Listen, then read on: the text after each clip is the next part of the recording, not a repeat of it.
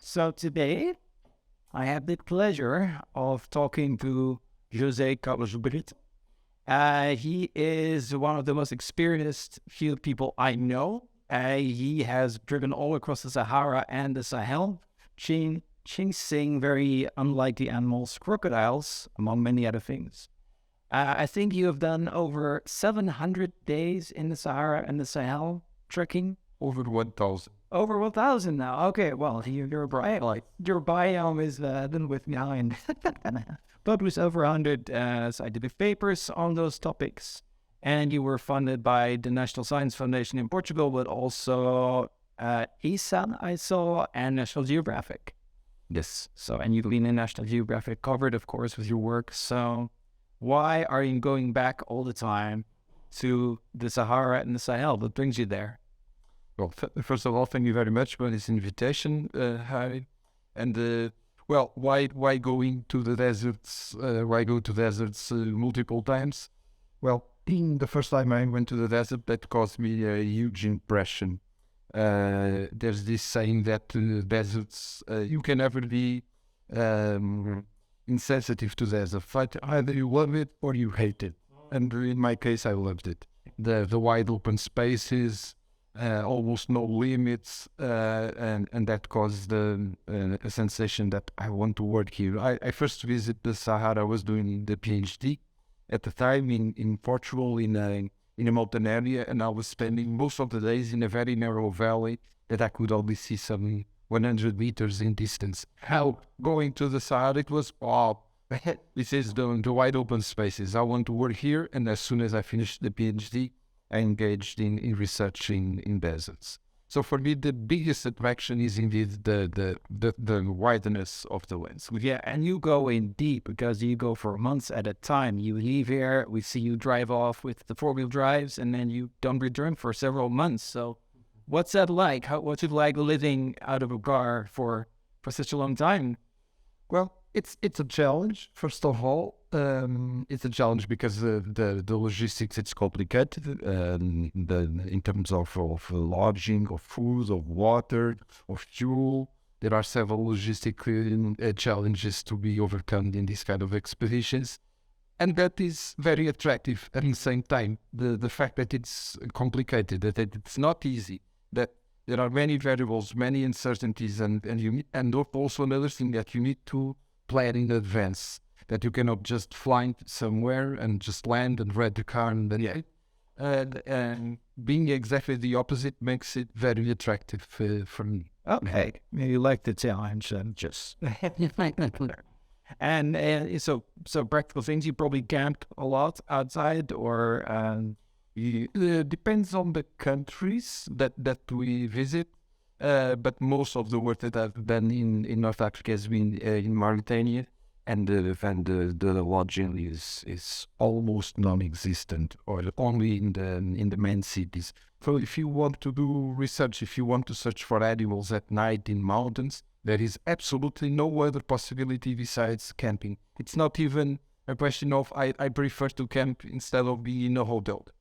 There is no other possibility besides camping. And Mauritania is one of the more challenging countries in Sahara, I think. Yes. Well, the country is about 2.5 times the size of France, and for a long time it contained only 3 paved roads. In fact, as soon as you enter the country by road, you would immediately it finish the paved road as soon. In fact, trading road finished. Yeah, it was very interesting. And that's also reminds me, the first time I went there, of course, that caused a huge impact because I had already some experience in Morocco.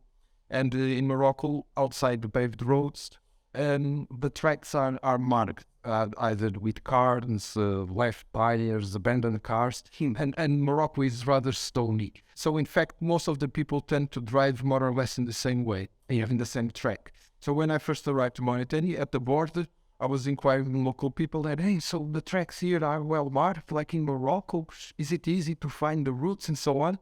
And this guy looks at me, no, you do your own route. And that for me was, this is marvelous. Yeah, very like that. I think that no room.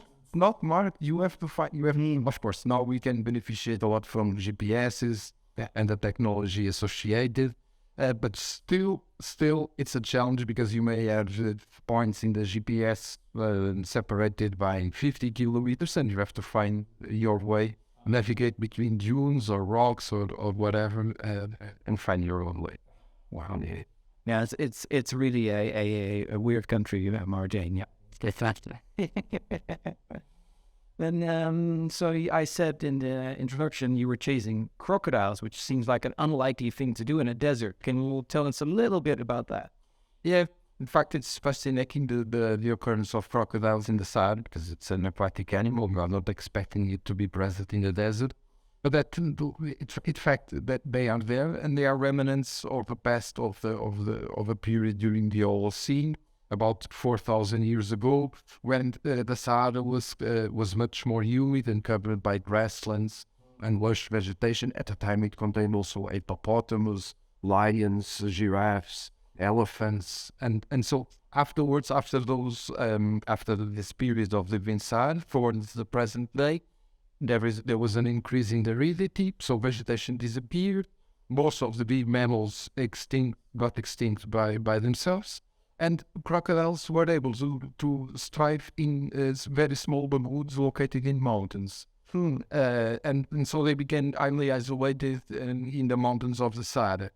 With a human increase of human activities, unfortunately, they were shot because there were, of course, conflicts with humans, and they got extinct from most of the Sahara. And presently, they subsist only in one single population in Chad and in several populations in Mauritania.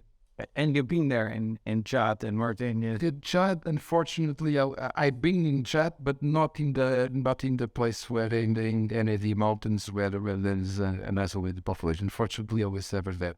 But in Mauritania, yes. And when we started working there, crocodiles were known from about some 20 locations. Now we've passed 120 locations. So in fact, they are much more common than what was previously thought.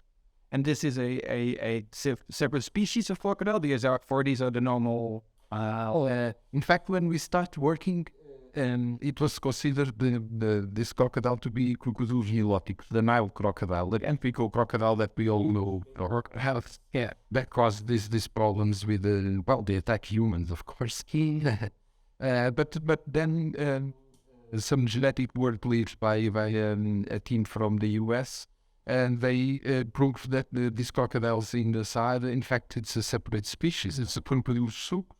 And the common name now, it's the West African crocodile. Okay. And it's much smaller, and it, at the same time it displays a behavior very interesting that is very shy. Completely different from the Nile crocodile. Yes, no problems. And the breast guy, not shy at all. This one is very shy. Possibly this has been a key to survive in environments that are affected by human activities, because we think of deserts as places where there are no humans, or in other words, in deserts, humans are only present where there is water. Yes, it's a key factor also for us. Yeah. And so this creates immediately a conflict about the water usage in these lagoons between humans and crocodiles.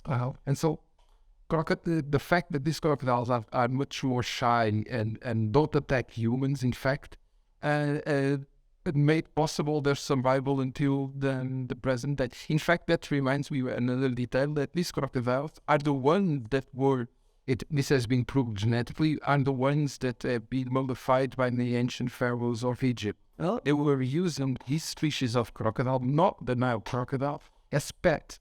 And so they used it in gardens as pet, and then even mummified them because they thought that they were so big creatures and so on. Maybe because they were shy. Exactly, that's an old. I've never seen it live by my own, but I've seen a video of a young kid in Burkina Faso seated on top of one of these crocodiles, like if it was a bench. Okay.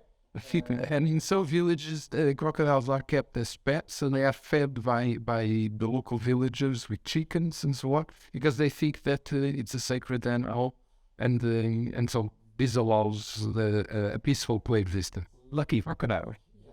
Sacred is an important saying. Amazing. So I remember one time ago you told me a story from Mauritania.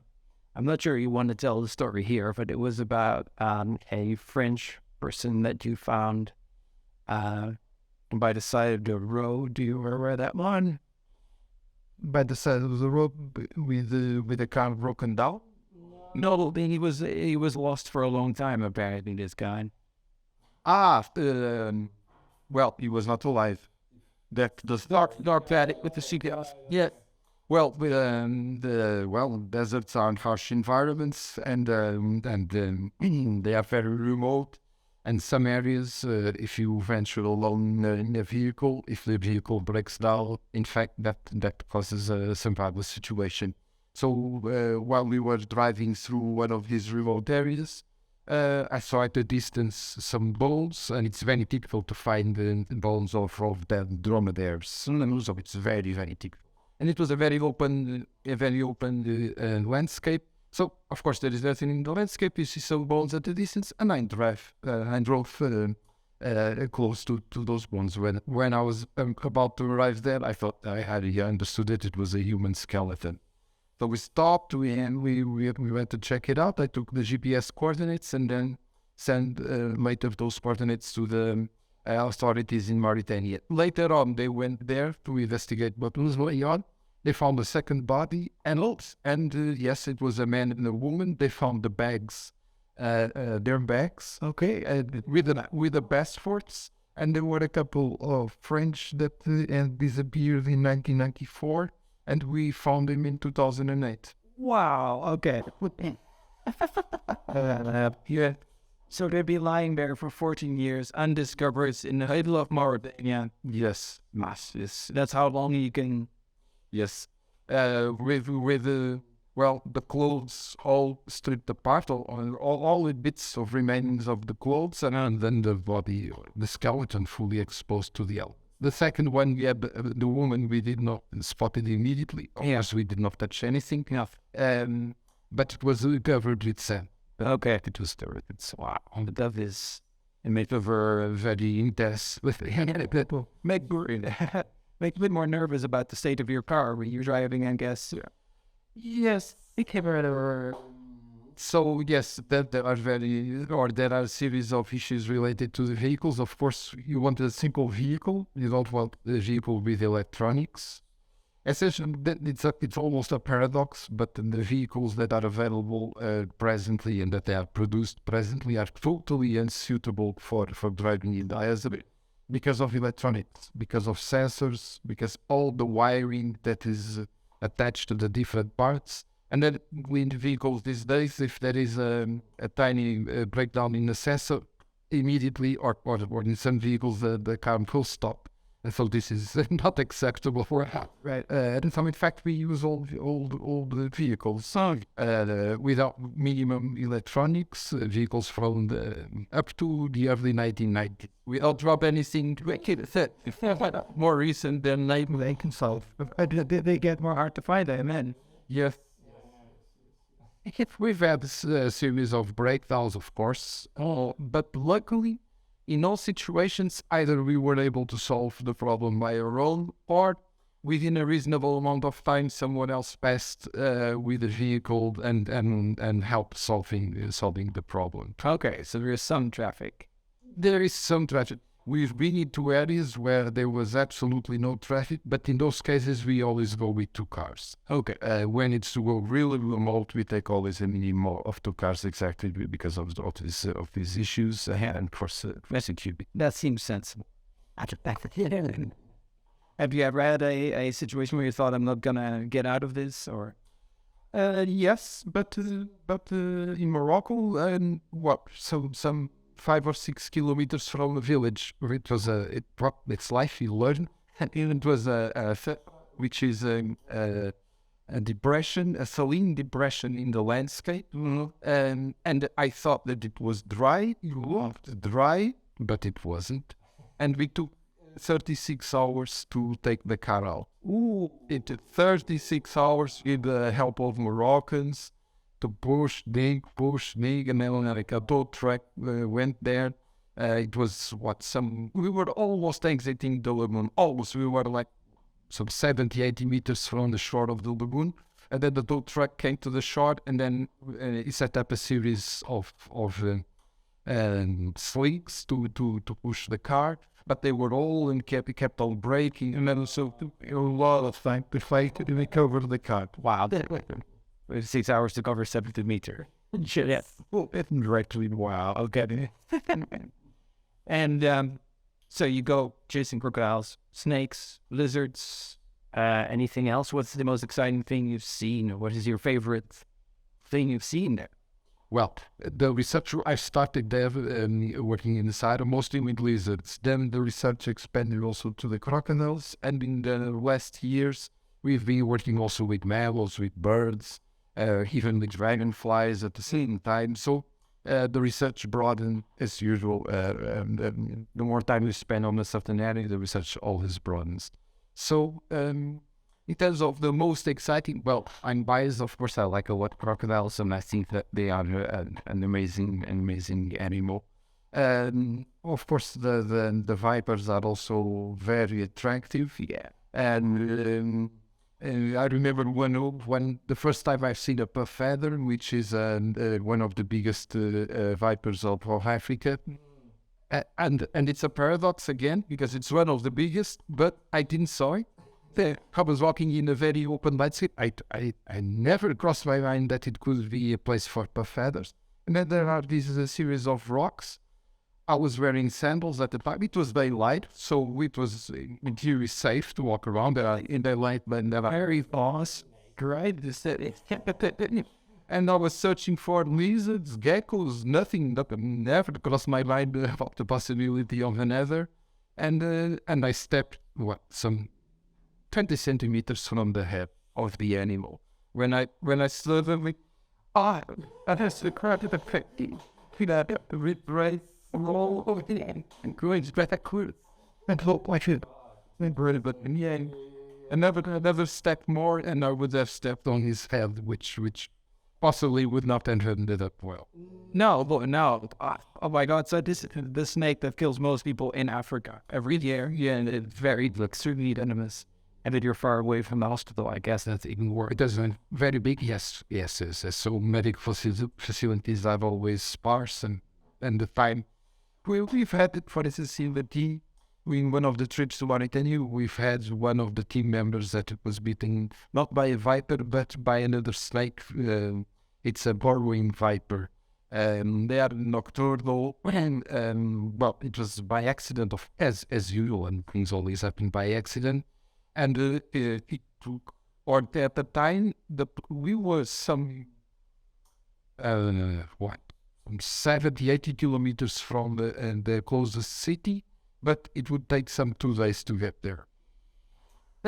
Because in the mountain, and there's very complicated roads, and so we had some stress there. Fortunately, everything ended up well. There was no problem, but it was a very scary one. Yeah. And did the person have any effects?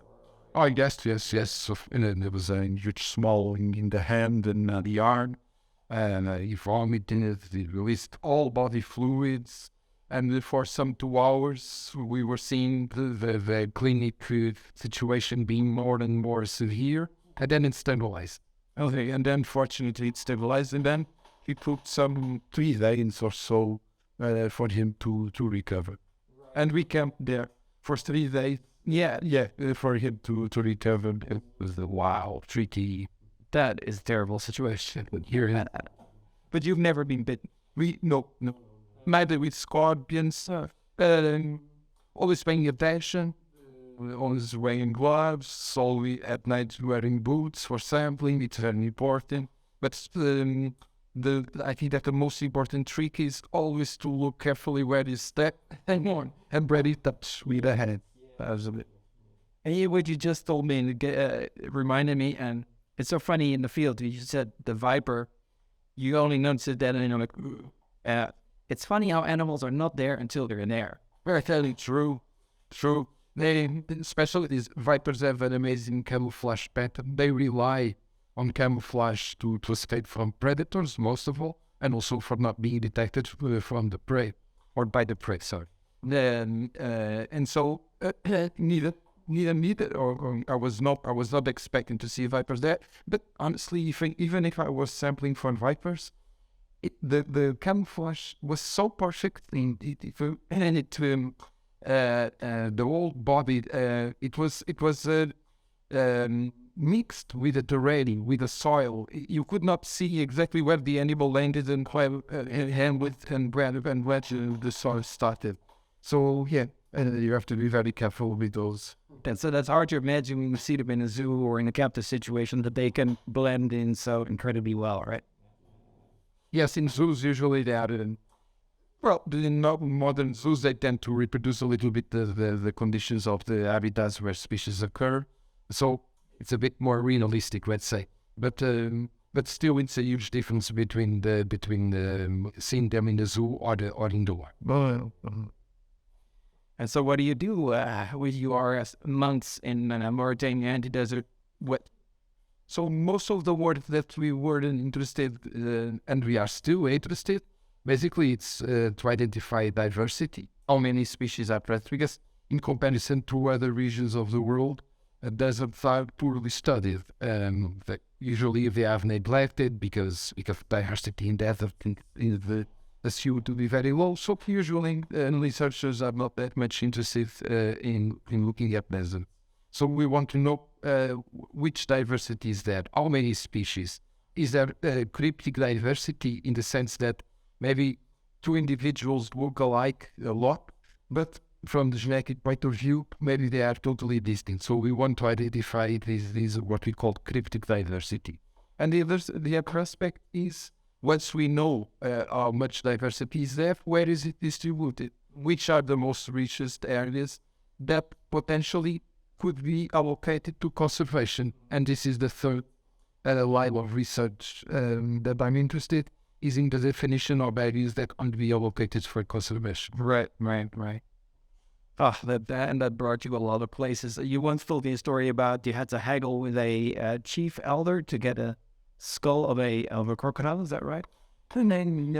So, given that crocodile, they are sacred, of course, but they are also. Let me restart.